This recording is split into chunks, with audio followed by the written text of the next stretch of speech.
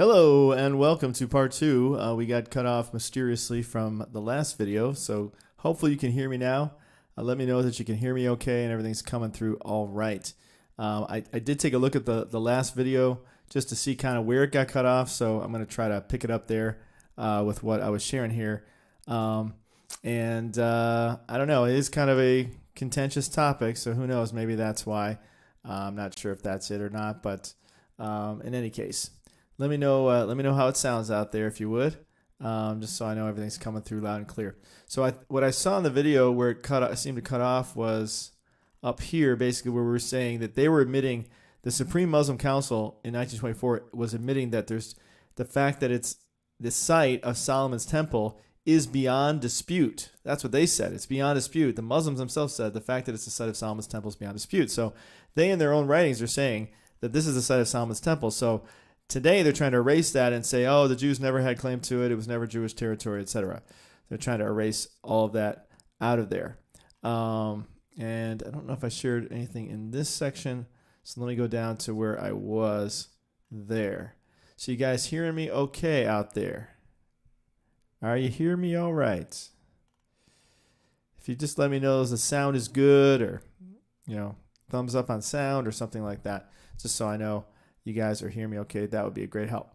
And it's great to see Rook and David and Freya and Thankful Gamer and Darlene, Christy, Son of God, Bonnie, Thankful Gamer, David.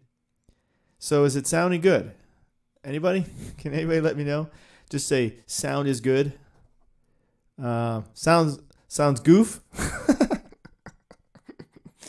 Thanks, Aaron. It sounds goof. Well, that narrows it down. No robot voices or merman voices? Okay, good. Merman. You mean like this? Does this sound good? You like this? All right. Just kidding. So, okay, cool. So let me keep going here. This is a bit of a lesson, guys. This is a bit of a history lesson, what we're doing here. So hopefully you're enjoying that, appreciating that. Okay. So, all right, let me keep going here. Formulated Islam paradoxical statement. So I'm giving you kind of the main nuggets of this article. That's intriguing. So basically, coming down here, you have the Islamic. Let's see the basically the Muslims derived. Let's see, what does it say? Archaeologist, Temple Mount topography. Bahat, Dan Bahat.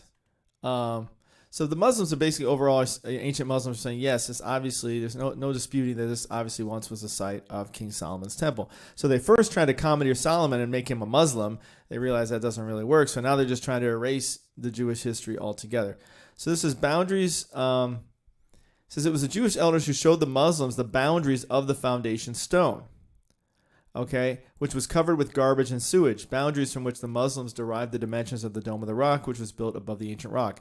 The Muslims, here it says, who knew about the Jewish connection to the Temple Mount and to Jerusalem, respected the Jews during the first centuries of the existence of the Dome of the Rock.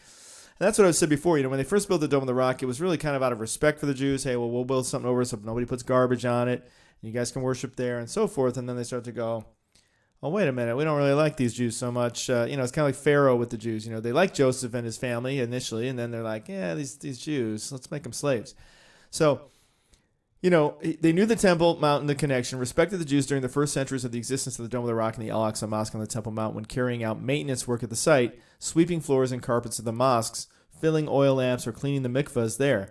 There are more than a few testimonies to this. One of them is by Mujir al-Din of the 15th century, whom the Muslims consider an authority on the ancient Islamic history of Jerusalem. Okay? And there's an earlier testimony from the 9th century that's cited.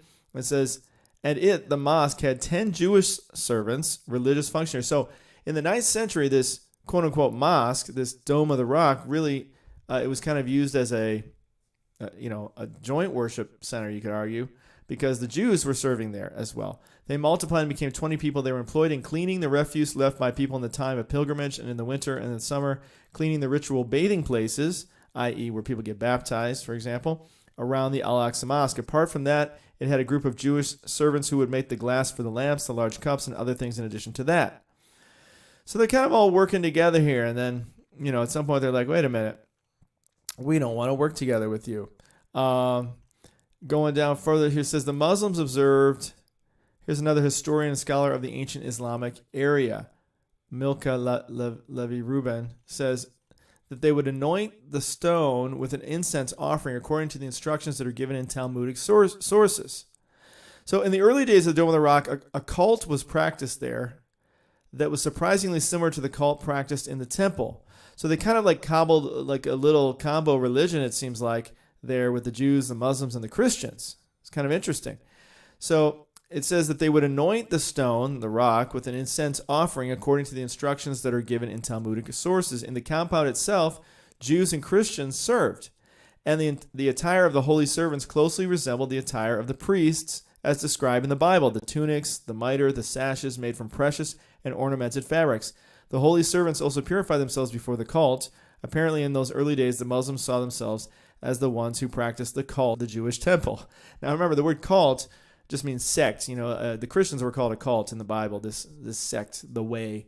So it just means any group or any group organization that venerates the same thing, person, or idea. So it doesn't necessarily mean a cult that's going to steal your firstborn child. Why was the Dome of the Rock built? It says, important is the fact already discussed that the custom and ceremonies that were practiced in the building in the early years resembled those practiced in the temple. So basically, they kind of brought back the whole temple practices, and it sounds like everybody just kind of went along with that because the Jews knew, because they had already been practicing that there, and they had the Bible. The Bible was very specific about the practices, so they just started practicing that again.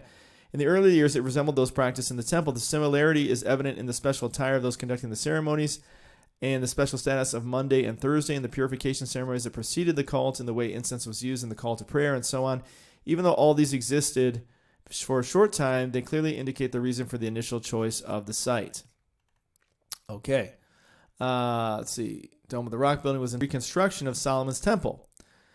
So, it was kind of like a makeshift Solomon's temple, this Dome of the Rock that they put there for them. They didn't put as much into it as maybe Solomon would have, and so forth. But, it's Muslims saying, okay, you guys want a little temple? Here you go. We'll give you a little temple. But later on, they're like, well, maybe we're going to take that temple, and let's say that, we'll say that Muhammad, ascended. So they kind of come up with their own deal. Okay, here in the 11th century, there's another Muslim talking about it, Abu al-Muwali. He said, a Jewish convert to Islam found written in one of the holy books, I have received word that Jerusalem, Beit al-Maqdis, and the rock, the foundation stone, is called by some the shrine. I will send you the slaves of Abid Malik, and he will build you and ornament you. And I will restore to Jerusalem its rule as in the beginning. And I will crown it in gold and silver and in precious stones. I will send to you those I have created, and I will place on the rock my throne of honor.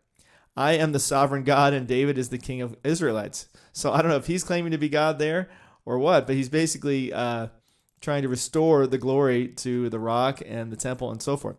All right, so here's some things that were found when they were doing, renovation and archaeological study that was dug up during, what's the word I'm looking for? Another R word there. But the menorah as a Jewish Muslim symbol. Okay, so an Umayyad coin with the Jewish symbol of the menorah beside the text from the Muslim Declaration of Faith. Okay, so you've got this coin.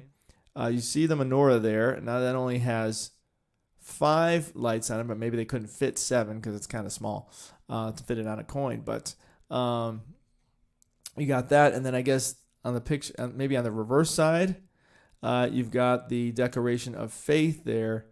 That's interesting. So you've got the Jewish symbol of the menorah beside a text from a Muslim Declaration of Faith. Okay, wow, that's interesting. So that kind of shows you the quote-unquote cult where they kind of did a combo of both Jews and Muslims together, worshiping together as one people, all nations. So they were kind of going back to the Bible, but I guess the Muslims and Jews there kind of all worship together.